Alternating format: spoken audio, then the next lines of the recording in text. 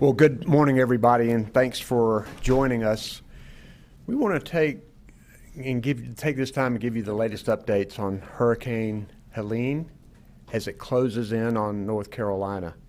This is an unusually dangerous storm that threatens to bring heavy rain and potentially catastrophic flooding tonight and tomorrow for central and particularly western North Carolina. When tropical weather crosses into our mountains, it can be deadly. Just a few years ago, Tropical Storm Fred shocked our mountain regions with torrential rain, sweeping away homes, bridges, and lives. With Helene, this can happen again. And just last week, we were reminded of the unpredictability of severe weather in North Carolina as a coastal storm brought 20-plus inches of rain on parts of southeastern North Carolina. With Hurricane Helene, we have to be clear here. Heavy rains and winds are coming. Beware and prepare. Travel will be dangerous. Flooding is likely, and we are preparing for unexpected conditions. Our thoughts are with our friends in Florida and other southern states that are being hit first, and our priority here is to protect lives and manage the impact of the storm on our communities here in our state as it arrives. Helene is forecast to bring more than a foot of rain to parts of western North Carolina, which will likely cause significant flash flooding, landslides, damaging debris flows, slope failures across steep terrain, and river flooding. Even areas that don't typically experience it may see flooding. Cities like Charlotte and Asheville could see flash flooding despite not being in the storm's direct path. To prepare, all North Carolinians should tune into weather alerts today and through the weekend. Tropical storm force winds are possible across western North Carolina later today and into Friday. With already saturated soils from earlier rains, falling trees could cause widespread power outages. As of this morning, there are about 14,000 estimated power outages statewide. There is the potential for tornadoes with this storm system as well, which can quickly spin up with a little warning. This storm path is wide, and its impacts will be felt far from the center of the storm. North Carolina State Emergency Operations Center is communicating with local leaders and emergency management teams across our state. I've activated 175 soldiers and airmen from the North Carolina National Guard, and we've deployed North Carolina Swift Water Rescue teams and urban search and rescue teams to assist in the response and to save lives. Our Department of Transportation is standing ready to respond to road closures and repair the damage. We've spoken to Duke Energy and know that line workers are standing by to restore power. Yesterday, I declared a state of emergency to help move supplies like water, food, and medicine, heavy equipment, and to support agricultural operations before the storm arrives. If you do not need to travel, please stay off the roadways, especially in the foothills and in the mountains. Do not drive through floodwaters. We have lost too many North Carolinians who have driven around barricades and into floodwaters, including one just last week in Brunswick County. You cannot tell the depth of water just by looking at it from your vehicle. Turn around, don't drown. If you are told to evacuate, get out of the danger zone. Make a plan now to stay with friends or family if you are in an area that could likely be flooded. And I think that there are a number of these in the mountains that could be this way. Please stay informed to protect yourself and your family. Today I'm joined by Emergency Management Director Will Ray, our Secretary of the Department of Public Safety, Eddie Buffalo, the Adjutant General of the North Carolina National Guard, Major General Todd Hunt, Chief Operating Officer of the North Carolina Department of Transportation, Chris Peoples, the commander of the North Carolina State Highway Patrol, Colonel Freddie Johnson, FEMA Field Coordinating Officer Craig Levy. Our American Sign Language interpreters are Brian Tipton and Mark Lineberger. Behind the scenes, our Spanish language interpreters are Yasmin Mativier and Tamara Cabrera. At this time, I'll ask Director Ray for his update. Director Ray? Thank you, Governor Cooper, and good morning, everyone. As the governor said, North Carolina has begun to experience the impacts of Helene, which will continue into Saturday. The impacts of Helene should not be ignored, and all North Carolinians should remain informed, have a plan in place to protect your family, and should take this storm seriously. As Governor Cooper said, the primary threats to our state include heavy rainfall, life-threatening flash flooding, damaging landslides, debris flows, and riverine flooding. Though the primary impacts will be to the mountains and foothills, central and eastern North Carolina can expect heavy rainfall, severe thunderstorms, and possible severe weather such as tornadoes. Today, western North Carolina can expect to see multiple rounds of showers and storms continue. Significant flash floods are likely into tonight prior to the arrival of Helene's rain bands. Tropical storm warnings have been issued from Charlotte to the west, and areas of western North Carolina will receive 9 to 14 inches of rainfall, with amounts up to or in excess of 20 inches possible in some locations. Yesterday, the state of North Carolina requested an emergency declaration from FEMA to provide direct federal assistance for work and services to save lives and protect property. That request was approved this morning by the White House, and also yesterday, the FEMA Federal Coordinating Officer and a FEMA Incident Management Assistance Team from Region 7, our partners in Kansas, arrived to assist us here at the State Emergency Operations Center. There are currently 18 local states of emergencies declared, and we know that that number will continue to go up as of this morning. There are 3 shelters open in western North Carolina, and our North Carolina Emergency Management Human Services branch remains in close coordination with our partners across the state and actively planning for the potential increased shelter support as conditions dictate. The North Carolina State Emergency Operations Center has deployed 16 swiftwater rescue teams and added 3 additional swiftwater rescue teams from our colleagues in New York, Indiana, and Illinois through the Emergency Management Assistance Compact, a resource sharing mutual aid system between states. Additionally, our North Carolina urban search and rescue teams are at the ready to assist should any landslides or damage to structures occur, with 3 North Carolina task forces currently on state orders.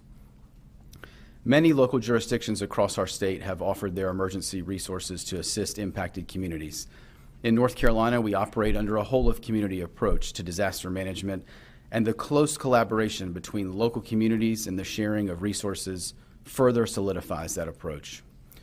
The North Carolina Office of State Fire Marshal has activated fire and rescue rostering system to identify additional resources and deploy where needed. These resources include fire marshals, firefighting engine companies, ladder companies, and the State Fire Marshal Swiftwater team.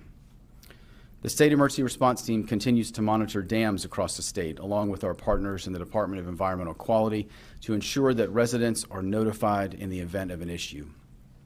As the governor said, please avoid traveling if at all possible, particularly in the mountains and foothills.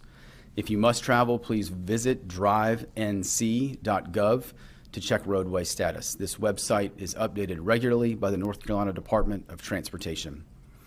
Please do not drive through water and respect the barricades and road closures.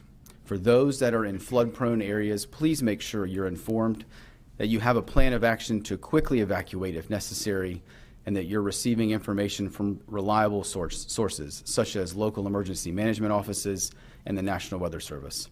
Enable emergency alerts on your mobile phone to make sure you receive those life-saving notifications. If you know of a threat, you can take action. Flooding may occur outside of areas that normally flood with the forecasted rainfall totals we are seeing. North Carolina's utility partners are also engaged here at the state EOC and are planning for restoration operations statewide. In many areas, trees may fall due to already saturated soils and cause widespread power outages. Please treat all downed power lines as energized and do not approach them. If you must run a generator or use a grill for outdoor cooking, please do so away from your home, as carbon monoxide is colorless and odorless. The North Carolina Flood Inundation Mapping and Alert Network, or FIMAN, provides access to the state's nearly 600 river flood gauges. Visit fiman.nc.gov and sign up for alerts for the gauges closest to your home or your community. The lingering impacts of Tropical Storm Debby and potential Tropical Cyclone 8 remain. Our recovery team is maintaining support to those impacted local jurisdictions in central and eastern North Carolina. Damage assessments continue and recovery resources are being provided to those impacted communities. Remember to utilize 911 only for emergencies. If you need general information regarding the storm, please call 211 and leave emergency lines open. Remain alert, informed, and check on your neighbors and those in your community who may need assistance. During a disaster or major event, we are stronger together and make for more resilient communities. Finally, I want to acknowledge and thank those that have left their families and already worked long hours, responded to emergency calls for assistance, and have staffed emergency operations centers and incident command posts across our state to keep all North Carolinians safe. We're fortunate to have such dedicated and professional public safety personnel in our state. Thank you. Governor. Thank you, Director Ray. Anyone with questions can come to the microphone over here to the right. Any of us are available for questions that you might have. Laura. Laura Leslie, WRAL. Question for you. You mentioned Hurricane Fred, and we remember that under Hurricane Fred, there were deaths, for example, out in western North Carolina, and there was frustration expressed by some of the local leaders out there about the pace of recovery and the pace of relief and aid. What has changed since then, or what have we learned in the interim that might make things better if there is such a terrible outcome this time? We learned lessons from Fred. I know that we have a lot of our equipment and supplies that are spaced throughout western North Carolina, and I may call up Director Ray to address this specifically. I also think it's important for people where we expect flooding to go somewhere else, to make sure that you and your families are safe in order to avoid lives. We had to come in with state recovery because, for example, a lot of the bridges that were out in western North Carolina were not public bridges. They were private bridges. And so we helped provide funding to rebuild a lot of that. And when you're in the mountains, just construction and repair work is much more difficult and expensive. I'm concerned about our mountain areas. Seeing the amount of rain that's already on the ground and this storm coming, I've seen firsthand the devastation that it can cause. I've spent many days in western North Carolina getting to these places that were destroyed. So we want people to be careful, to move out if they think that they may be in trouble. And I know that there are a lot of resources on the ready to, number one, to save lives. Director Ray, if you want to respond to that as well. I'll start you over here. Thanks for the question, Laura. I think, as you referenced, there are a couple of benchmarks for this event in western North Carolina, and certainly Tropical Storm Fred is one that is present in a lot of people's minds. But I do want to note and take an opportunity as we look at potential rainfall amounts and a potential threat picture. Francis and Ivan are also some of the reference points that we have, and so I don't think we can overstate some of our concern about potential impact in that area of the state and why we continue to message, and many of our local jurisdictions in that part of the state continue to message the importance of evacuations, if possible, out of those areas that we know are susceptible to significant flooding. As the governor said, in the post-Tropical Storm Fred recovery package, there were a number of programs both that dealt with private roads and bridges, because we know that is an issue where some of the federal and state support is not usually, those are not usually eligible. There's also been a number of programs focused on, from our perspective, on long-term recovery and how we deal with some of the major infrastructure challenges in that part of the state, or some of the some of our rivers or other waterways and addressing some of the debris challenges that have built up over the years. I think the other thing we've done, and a number of our counties have also taken some proactive steps on the mitigation front to add some alert and warning systems in place, to add additional river gauges out there, again, because we know forecasts and information from our river gauges in the mountains, water travels much, much differently. The impact is significant in a different way, and so the ability to get that timely information and that analysis on the front end is going to be critical.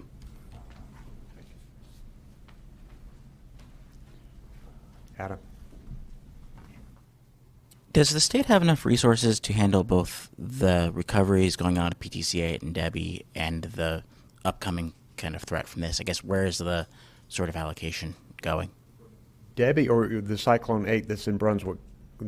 Cyclone 8 and also sort of... Yeah. Yes, we do, but we are concerned about FEMA funding and the fact that although this continuing resolution will keep the funding levels the same, we're seeing across the country significant impacts, and there's going to be a substantial amount of money needed. So I'm concerned that Congress has got to act to make sure that funding is available here. But the Department of Transportation has worked very hard in getting roads back up in those areas. We still have some road closures in Brunswick County, and we have the resources that are ready to go and deal with this out west. I do think that with the potential of not getting federal funding in eastern North Carolina, that we may want to go to the North Carolina General Assembly for a package that would help there, that would also help what we believe is coming for the foothills in western North Carolina right now. Yes. Jamise Price with ABC 11. How is the DOT preparing when we're talking flash flooding and the possible impacts? What are you guys doing right now to prepare for the flash flooding? One thing, we've got a lot of people who are activated and on the ready. Contractors that do this kind of work are on the ready, so that as soon as the storm moves away and as soon as water moves away, they can go and check bridges, they can go and begin repair work, but I'll let Mr. Peoples address that directly. Thank you, Governor. He said it well. We've looked at how we've responded in the past and made sure that we, understand all the lessons learned from past storms. So we've started looking at areas in the western part of the state where there may be issues where we could, from experience, predict that there would be flooding. And we've staged equipment on either side of that in certain counties so that we're ready and so we don't get cut off from being able to respond quicker. We've engaged all our contract partners and our consulting partners in case we have slides, in case we have bridge washouts, culvert washouts, if we lose pavement. So we feel like we're as ready as we can be. We'll get out and assess as soon as it's safe for our people to go out and assess. And then we'll try to respond as quickly as possible. Thank you. And we've experienced a number of storms over the last, month or two. There is a level of fatigue when it comes to this. And you guys have stressed how important it is for us to be prepared and to take this storm seriously. What do you say to North Carolinians who are dealing right now with just a lot of fatigue? They're exhausted. We know that storms are more frequent and intense now because of climate change. I think it's important, though, in order to save lives and to protect property, that we do things that can get us ready so that the damages aren't as great as they could be if we were not prepared. And I think people in North Carolina are resilient. They understand this. People in eastern North Carolina particularly see it a lot. People in Brunswick County are working hard to recover. We're helping them to assess damages now, and that can all continue to go on. But now we have our people ready to move to the central and western part of the state to deal with that. It unfortunately is a fact of life right now. I think also as we repair and rebuild, we need to keep resiliency in the top of our minds and making sure that we are trying to prepare for the next storm that we are sure will come. Adam. This is probably for the representative from FEMA. Could we just get kind of an update on where the disaster relief fund is right now, and maybe any kind of projections or thoughts as to what this storm could do to that fund? The FEMA Disaster Relief Fund, federal.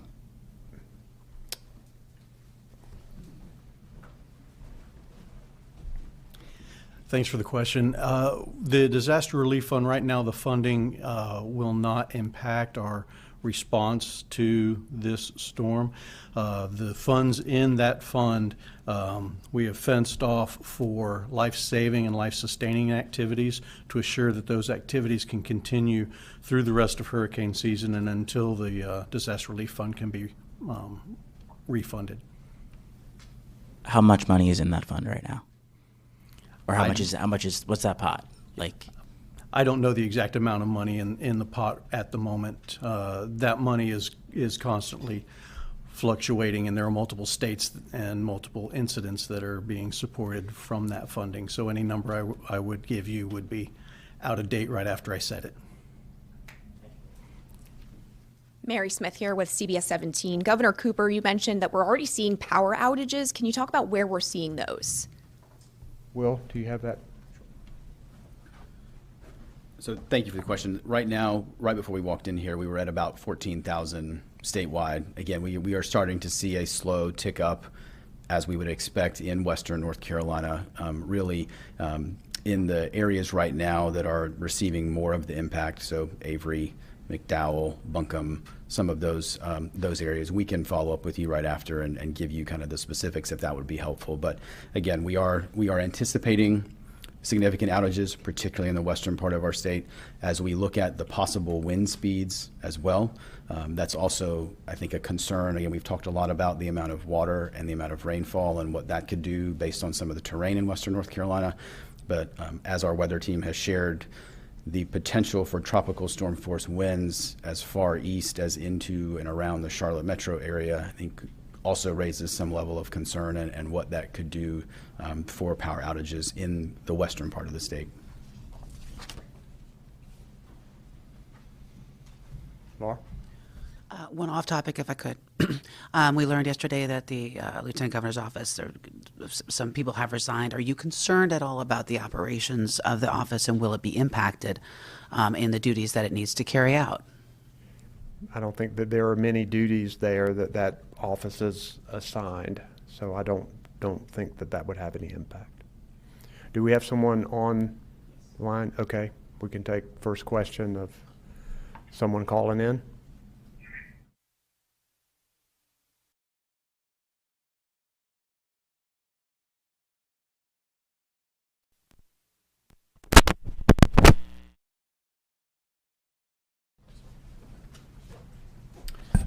So right now we have shelters open in Avery, Buncombe, and McDowell counties, and we know again that Avery is looking at some additional locations as well as the other two. Those censuses are relatively low, but do anticipate them starting to go up. But right now those are the primary locations. Others? Corey Valencourt with the Smoky Mountain News. Please ask your question. Hi, Governor. You've obviously been to Haywood County and to Canton a number of times in the wake of flooding in 2021. Has North Carolina done enough in the way of resiliency to prevent casualties in these types of instances? And do you view that as more of a state role or a federal role? So I think we all need to work on making sure we are more resilient to these storms. The mountains, with the beauty of them, I love going out there, and it's clear that people enjoy living there, but there are issues that can be more treacherous when severe weather comes. And I know that in Canton that the severe flooding that they experienced was truly catastrophic. They have worked hard to build back. I know they are getting ready. I've been talking with local officials. I'm going to be making some more today to see what their state of readiness is. I think it's clear that we all need to work together to do more, to be ready to save lives, and we have made a lot of changes. We now have a lot of indicators of when river flooding is going to occur, and keeping an eye on gauges and better communication. When we build back, we're trying to fortify those structures in order to anticipate weather that might come. So there's a lot of work that's being done, but this weather is going to continue to come at us, so we need to just continue that work. And I'm certainly we're going to continue to work hard for what's happening in Western North Carolina, but I'm certainly praying for all of them, particularly over the next 48 hours. Okay, I think that's the last question we have today, and thank you for being here.